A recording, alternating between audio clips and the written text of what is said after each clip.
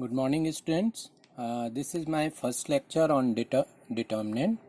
In this lecture, we will discuss about how to find out area of triangle using determinant method and what are minors and cofactors of elements of a matrix, and using minors and cofactors how to find out inverse of a matrix.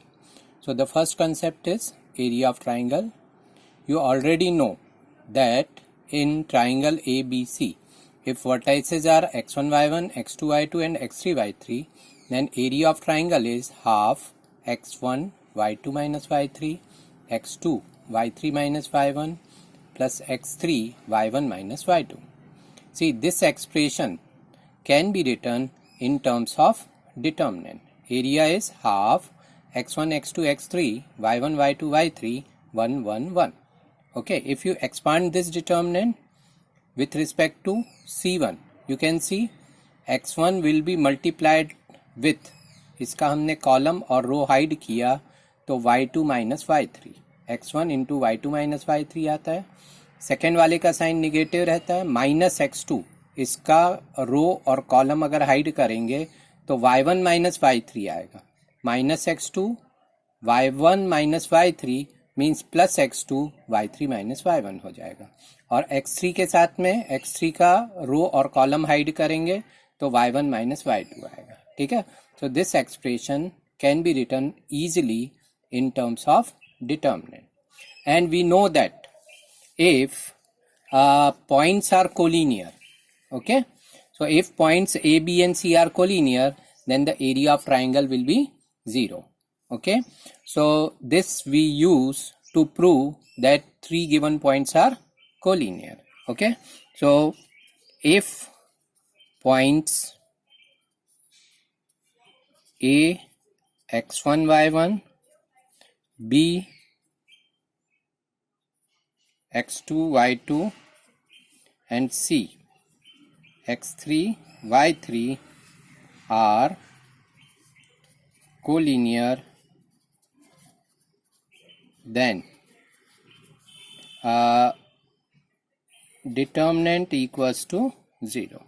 Okay, determinant equals to 0 means x1, x2, x3, y1, y2, y3, 1, 1, 1 equal to 0. So this we use to prove that 3 points are collinear. Okay, if coordinate of points are given. Okay. Using determinant we can find out equation of line also. Okay, so equation of line,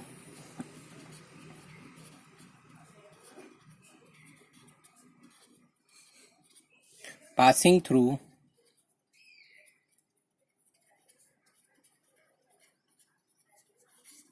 two points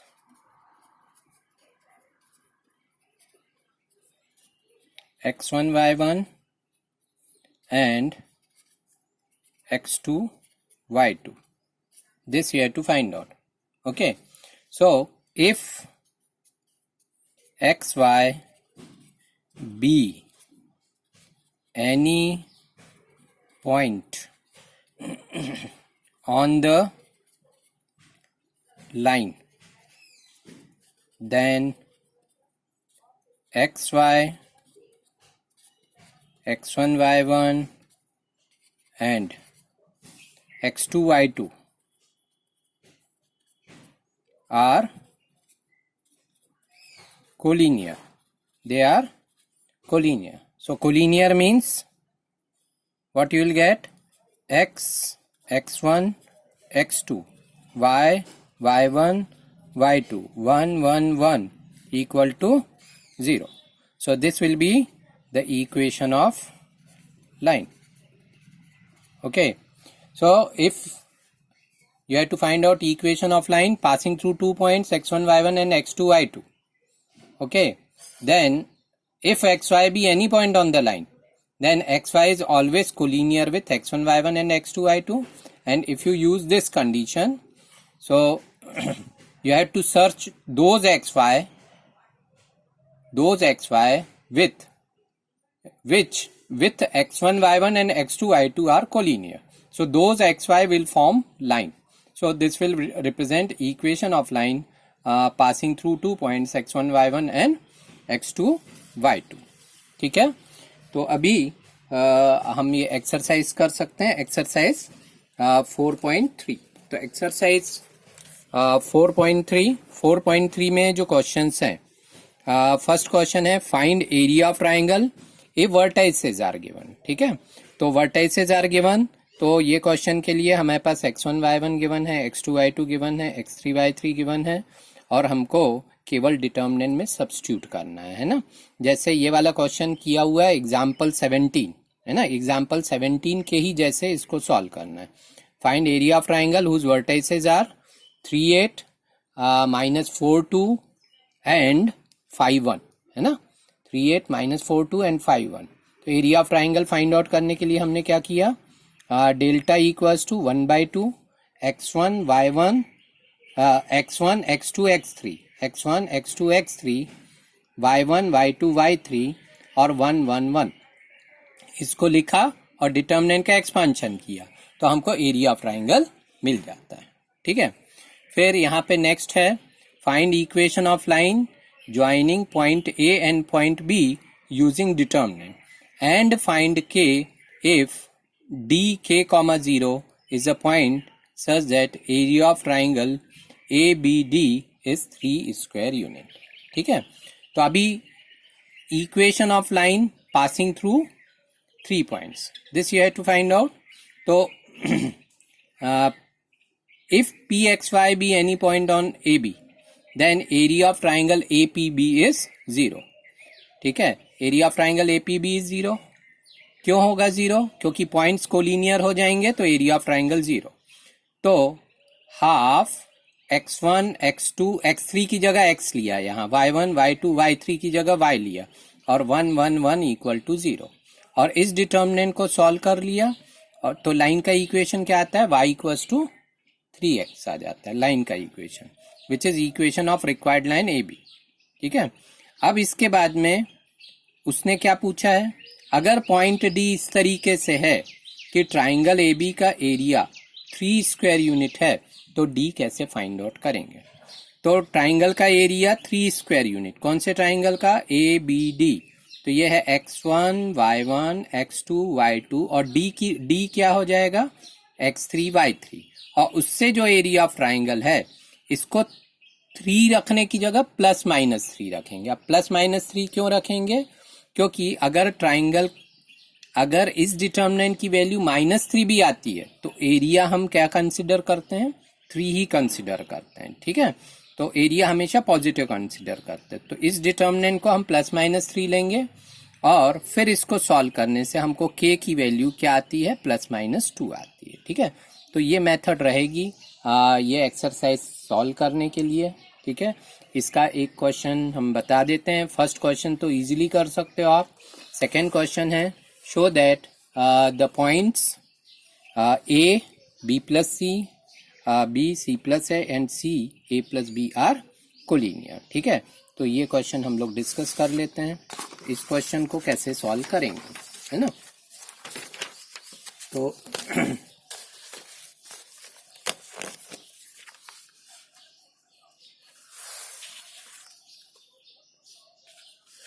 second question exercise 4.3 है ना.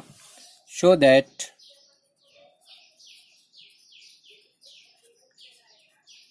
Points A B plus C, B C plus A and C A plus B are collinear.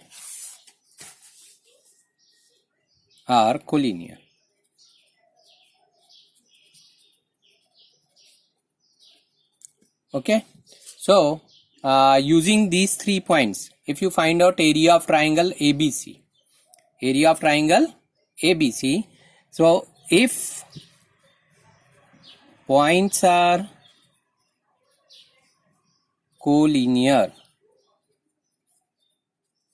area of triangle ABC equals to 0. Area of triangle ABC equals to 0. So if you can prove that area of triangle ABC is 0, means points are collinear. So area of triangle ABC, half x1 x2 x3, A B C, y1 y2 y3 and 1 1 1. Okay, now if you can prove this determinant is 0, then the area of triangle is 0, then points are collinear. Okay, so because we have a determinant, we can use properties of determinant. Okay, so we can add C1 and C2. So if you replace C1 replaced by C1 plus C2, what you will get? 1 by 2 A plus B plus C, B plus C plus A, C plus A plus B, and B plus C, C plus A plus B, 1 1 1. Okay, and you can take A plus B plus C common. Here you will get 1 1 1, B plus C, C plus A plus B, 1 1 1. Now you know that in a determinant, if two rows or two columns are identical, then the value of determinant will be 0. So A plus B plus C upon 2 multiplied by 0 equals to 0. So area of triangle ABC is 0. Area of triangle ABC equals to 0 implies points A, B and C are collinear. Okay, so this is very easy to prove that two points are collinear. Okay, next, find value of K if area of triangle is 4 square unit and vertices are given. Okay, so let us solve this problem. Third question, find K if area of triangle equals to 4 square units. Okay, first K comma 0, 4 comma 0 and 0 comma 2. Okay, so area of triangle equals to 4 square unit. तो area of triangle क्या होता है?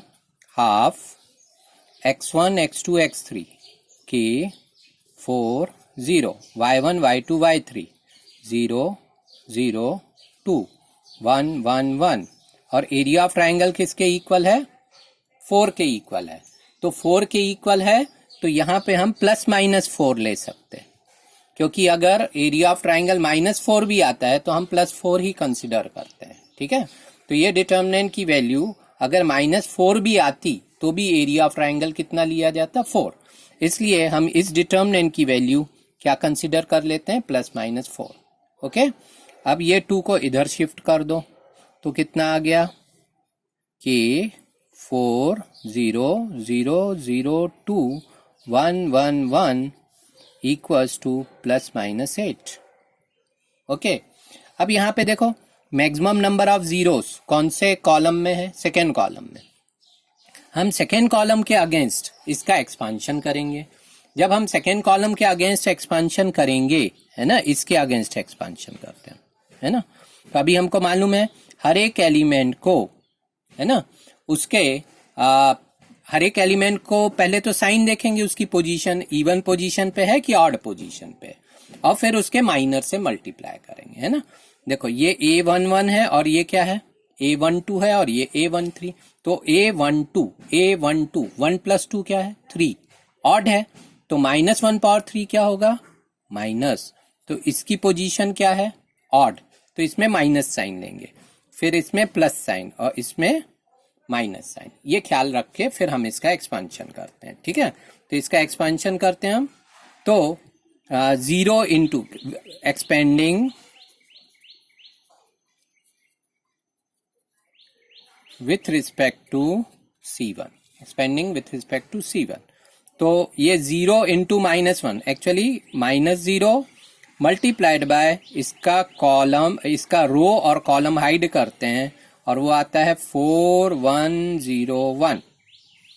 फिर next क्या रहता है, +0 multiplied by इसका रो और कॉलम हाइड करेंगे, है ना, रो और कॉलम हाइड करेंगे, क्या आएगा K101, K101. फिर ये 2 का साइन क्या रहेगा, -2, है ना, -2. कौन सी पोजीशन पे है, A31, A32, A33. A32 means कौन सी position, 3 + 2 is 5, -1 raised to 5 will be -1. So -2.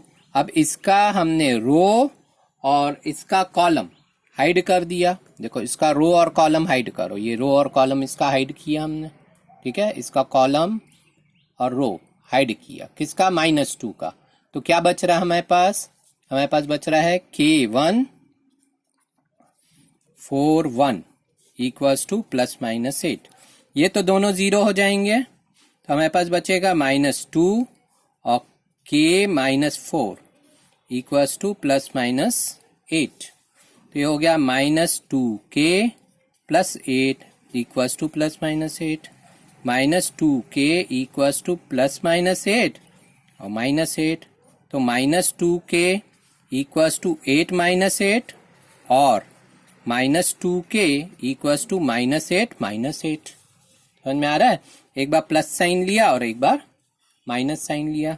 तो -2K इक्वल टू 0 और -2K equals to -16. Okay, so K equals to 0 और K equals to 8. तो हमको K की ऐसी 2 वैल्यूज आ सकती हैं जिसके लिए हमको एरिया क्या मिलेगा, area of triangle 4 square unit मिलेगा, ठीक है. सो 2 such values of K exist for which area of triangle is 4 square unit. Very simple. Okay,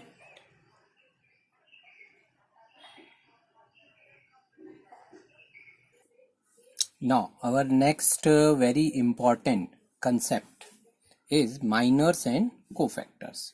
See, minors and cofactors we calculate for elements of a matrix, minors and cofactors of elements of a matrix. So if you take a matrix A equal to A11, A12, A13, A21, A22, A23, A31, A32, A33, ये हमने matrix A लिया है, ठीक है. So minor of Aij, minor of element Aij equals to Mij, इसको किससे represent करेंगे, Mij.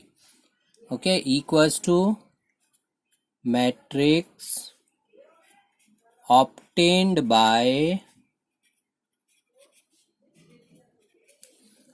deleting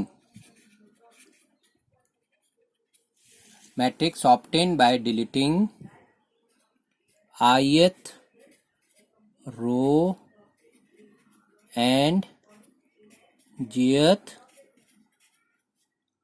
column. Matrix obtained by deleting ith row and jth column. ये कहलाता है minor of element Aij, minor of element Aij, ठीक है. फिर एक और डेफिनेशन है कोफैक्टर ऑफ एलिमेंट Aij, ठीक है. माइनर और कोफैक्टर मैट्रिक्स के एलिमेंट्स के होते हैं, ठीक है. सो कोफैक्टर ऑफ एलिमेंट Aij, ठीक है, इसको हम कोफैक्टर को कैपिटल Aij लिख देते हैं। Capital Aij is -1/i+j into Mij, ठीक है। तो कोफैक्टर और माइनर, वैसे इसको हमने पहले भी कैलकुलेट किया है जब डिटर्मिनेंट को एक्सपेंड किया था, तब हमने बोला था हर एक एलिमेंट को उसके माइनर से मल्टीप्लाई करना है, पर एलिमेंट की पोजीशन देखना है। एलिमेंट अगर इवन पोजीशन पे 1 + 1 इवन पोजीशन पे है तो माइनर में +1 से मल्टीप्लिकेशन होगा, और ऑड पोजीशन पे है तो -1 से होगा उस एलिमेंट में, ठीक है। तो वो इवन पोजीशन और ऑड पोजीशन, उसी को हमने यहाँ बाद में कोफैक्टर नाम दे दिया, ठीक है। सो कोफैक्टर ऑफ एलिमेंट Aij अगर हमको निकालना है तो हम कैपिटल Aij निकालेंगे। कैपिटल Aij इज -1/i+j और Mij। तो यहाँ पे अगर इवन पोजीशन पे है एलिमेंट तो Mij और Aij दोनों सेम रहेंगे, पर अगर ऑड पोजीशन में है एलिमेंट तो उनके साइन में डिफरेंस रहेगा, ठीक है। तो अभी हम इसको फाइंड आउट करके देखते हैं, ओके। अगर मान लो हमको M11 निकालना है ना, तो M11 क्या होगा?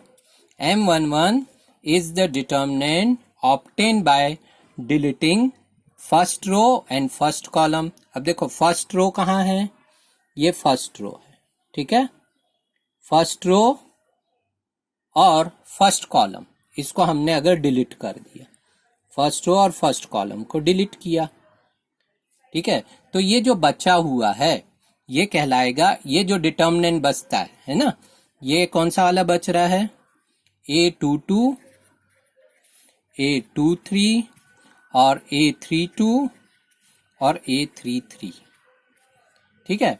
तो इसकी कुछ ना कुछ वैल्यू होगी, उसकी वैल्यू क्या कैसे मिलेगी हमको? A22 है ना, principal diagonal minus second diagonal, A22 A33 minus A32 और A23, ठीक है, ये हो जाता है माइनर, है ना। अब इसी एलिमेंट का अगर कोफैक्टर निकालेंगे तो हम उसको लिखेंगे कैपिटल A11। तो कैपिटल A11 क्या होगा? -1/1 + 1 और M11, ठीक है। तो ये आ जाएगा -1/1 + 1 will be -1/2. -1/2 is same as 1. So it will be M11, means it will be same as this expression. Okay. Similarly, you can find out M12. If you have to find out M12, तो M12 कौन से element का minor है? A12 का minor. तो A12 का minor कैसे मिलेगा हमको? A12 का रो कौन सा है? ये है A12 का रो और A12 का कॉलम, इसको हाइड कर दो। ये A12 का कॉलम और A12 का रो, इसको हाइड कर दो। तो इसको हाइड करने से जो हमको छोटा डिटर्मिनेंट मिलेगा, ठीक है, वो डिटर्मिनेंट क्या हो जाएगा? माइनर हो जाएगा। तो A12 का रो और कॉलम हाइड किया हमने, ठीक है। तो अभी हमको क्या मिला? हमको जो मिला वो है A21, ठीक है, A23, A31 और A33, ठीक है। तो ये क्या हो गया? M12 हो गया, ठीक है। अब इसका कैलकुलेशन कर सकते हो, principal diagonal minus second diagonal, A21 A33 minus A31 और A23, ठीक है, ये हो जाता है M12। अब अगर हमको A12 निकालना है ना, तो ये क्या कहलाएगा? A12 इस एलिमेंट A12 का कोफैक्टर। तो कोफैक्टर कैसे मिलेगा? -1/1 + 2 और कैपिटल M12। तो ये क्या आ जाएगा? -M12, ठीक है, -M12 इसको निकाल सकते हैं हम। इसका निगेटिव क्या हो जाएगा? -A21 A33 + A31 और A23, ठीक है। तो इस तरीके से हम हर एक एलिमेंट के माइनर्स और कोफैक्टर्स फाइंड आउट कर सकते हैं, ठीक है, इजीली कैलकुलेट कर सकते हैं। ओके, तो अब इससे रिलेटेड एक प्रॉब्लम देखेंगे हम। Now our new next concept is expansion of determinant using minors and cofactors. Okay, how to write expansion of determinant using minors and cofactors? So if you take determinant delta equals to a11, a12, a13, a21, a22, a23, a31, a32, a33, ठीक है। तो जब हम इसका expansion करते हैं with respect to, अगर हमने R1 किया, expanding with respect to, expanding with respect to R1 अगर हमने किया, ठीक है, तो हम क्या करते हैं, R1 के एलिमेंट्स को लेते हैं और उसके माइनर से मल्टीप्लाई करते हैं, पर एलिमेंट के आगे प्लस साइन या माइनस साइन रहेगा, वो डिपेंड करेगा कि एलिमेंट की पोजीशन क्या है, ठीक है। तो जैसे ये A11 है ना, तो A11 का हमने क्या हाइड किया, A11 को हम किससे मल्टीप्लाई करेंगे, A11 को इसका हमने कॉलम और इसका रो हाइड किया, तो A11 किससे मल्टीप्लाई होता है, ये होता है A22, A23 और A32 और A33, ऐसा हाइड होता है, ठीक है। फिर A12 की पोजीशन क्या है, 1 + 2 3 है ना, यानी ये है -A12 आएगा, ठीक है, -A12 और -A12 का माइनर, A12 का माइनर कैसा रहेगा, A12 का माइनर निकालने के लिए हमने फर्स्ट रो और A12 का माइनर निकालना है, तो फर्स्ट रो और सेकेंड कॉलम इसको हाइड किया, तो इसको हाइड करेंगे तो क्या बचा हमारे पास बचा A21, A23, A21, A23 और A31 और A33, ये -A12 हो गया, ठीक है। अब फिर A13 का साइन क्या रहेगा, 1 + 3 even है ना, तो +A13 और किसको हाइड करेंगे हम, फर्स्ट रो और थर्ड कॉलम, फर्स्ट रो और थर्ड कॉलम इसको हाइड किया, फर्स्ट रो और थर्ड कॉलम को हाइड कर देंगे, तो ये जो बचा हुआ डिटर्मिनेंट है ये क्या हो जाएगा, A13 का माइनर हो जाएगा, है ना।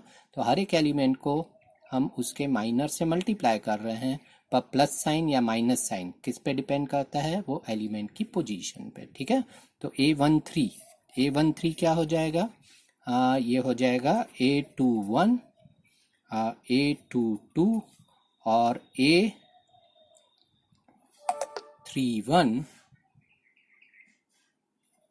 और A32, ठीक है, ये हो गया A31 और A32, ये हो गया हमारा एक्सपांशन डिटर्मिनेंट का, है ना।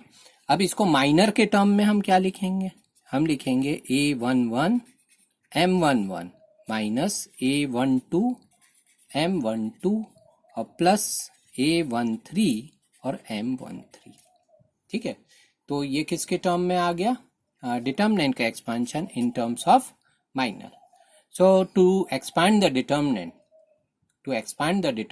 in terms of minor, you have to multiply each element of a row, okay, by its minor, ठीक है। अब यहाँ पे देखो, ये जो M11, M12, M13, यहाँ M11 के आगे साइन पॉजिटिव है, इसके आगे नेगेटिव है, इसके आगे पॉजिटिव है, तो जब हम माइनर को साइन के साथ लिखते हैं तब वो क्या बन जाता है, कोफैक्टर, क्या बन जाता है, cofactor. So expansion of determinant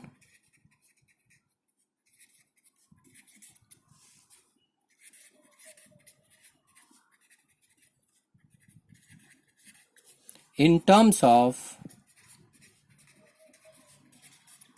cofactors,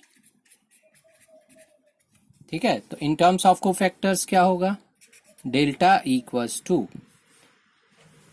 A11 capital A11, अब ये जो -M12 M12 के साथ जब माइनस साइन को हम मर्ज कर देते हैं तो कैपिटल A12 को फैक्टर बन जाता है ना, यानी ये बन जाता है A12 प्लस A13 और A13, ठीक है। तो क्योंकि माइनर और कोफैक्टर में क्या रिलेशन रहता है, रिलेशन ये रहता है AIJ -1/i+j और MIJ, ठीक है। इसलिए जब हम कोफैक्टर के टर्म में एक्सपांशन करते हैं तो ये सब पॉजिटिव रहते हैं, माइनर के टर्म में एक्सपांशन करते हैं तो एक पॉजिटिव या निगेटिव, ये किस पे डिपेंड करता है कि वो जो एलिमेंट है वो कौन सी पोजीशन पे है, ठीक है। यानी हम एलिमेंट को -1 पावर i+j से मल्टीप्लाई कर देते हैं, माइनर को -1 पावर i+j से, तो वो क्या बन जाता है, कोफैक्टर, ठीक है। तो ये इंपॉर्टेंट है हमको समझना, how to write expansion of determinant in terms of minor and cofactor. So if you expand the determinant, है ना, with respect to R1, okay, then expansion will be you have to multiply each element by its cofactor. अब देखो determinant की value, है ना, determinant की value को कितने तरीके से लिख सकते हैं। अगर हम फर्स्ट रो के एलिमेंट ले रहे हैं A11, A12 और A13, ये एलिमेंट्स लिए हमने फर्स्ट रो के, तो उनको किससे मल्टीप्लाई कर दो, कैपिटल A11, कैपिटल A12 और कैपिटल A13, तो जो आंसर आएगा वो डेल्टा रहेगा, ठीक है।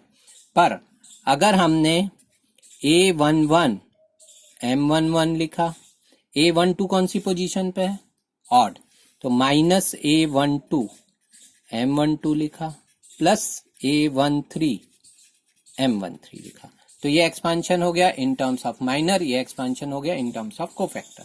पर ये किसके लिए हुआ, R1 के एलिमेंट्स को जब हम लेते हैं तब लेंगे, ठीक है। पर अगर हमने कौन से एलिमेंट्स ले लिए, मान लो हमको R2 के एलिमेंट्स लेने, तो R2 के एलिमेंट्स के टर्म में एक्सपांशन करेंगे तो डेल्टा किसके इक्वल होगा, R2 के एलिमेंट्स क्या है, A21, A22, A23, तो A21 -1 power 2 + 1 M21 plus A22 -1 power 2 + 2 M22 plus A23 -1 power 2 + 3 और M23, ठीक है।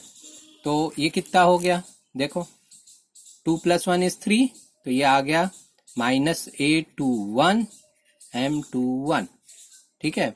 -1 power 2 + 2 will be positive, plus A22 M22, और ये कितना हो गया, -A23 M23, तो ये हो गया with respect to expansion with respect to second row, but in terms of minor.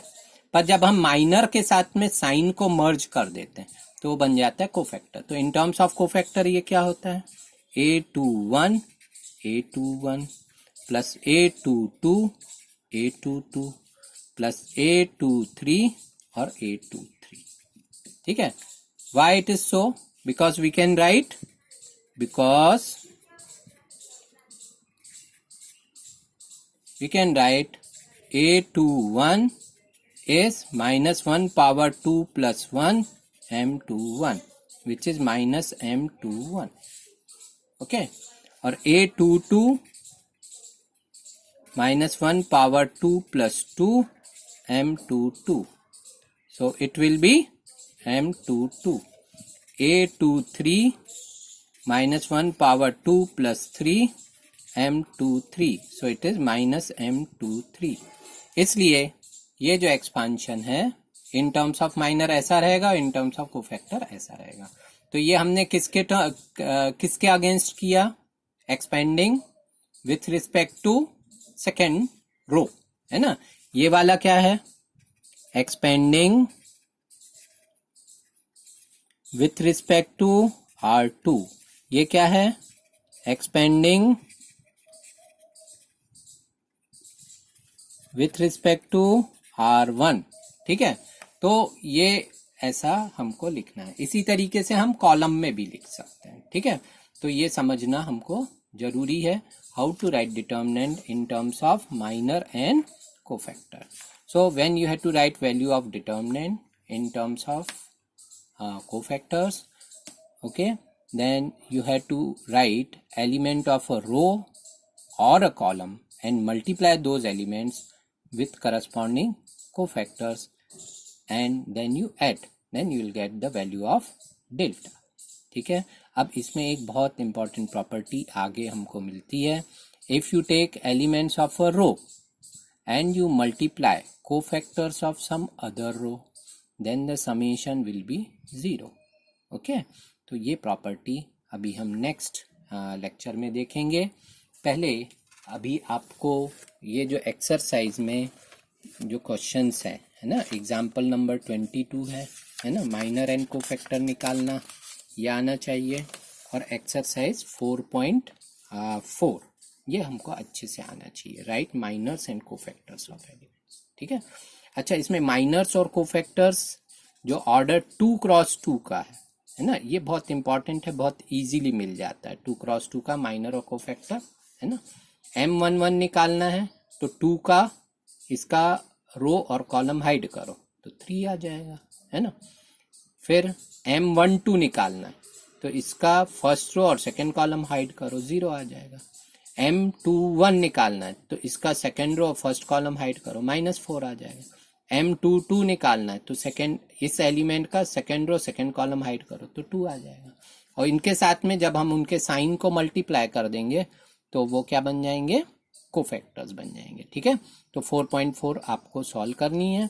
फिर नेक्स्ट जो हमारा कंसेप्ट रहेगा वो एडजॉइंट ऑफ अ मैट्रिक्स का रहेगा और इनवर्स ऑफ अ मैट्रिक्स का रहेगा। इसी लेक्चर में हम लेना चाह रहे थे पर ये लेक्चर हमारा लंबा हो गया, तो हम लोग इसको आज इतना ही फिनिश करते, 4.4 तक करेंगे। नेक्स्ट लेक्चर हमारा बहुत इंपॉर्टेंट रहेगा जिसमें एडजॉइंट और इनवर्स निकालने का। अभी आपका ये होमवर्क रहेगा 4.4 पूरी कंप्लीट करना है, ओके। Thank you.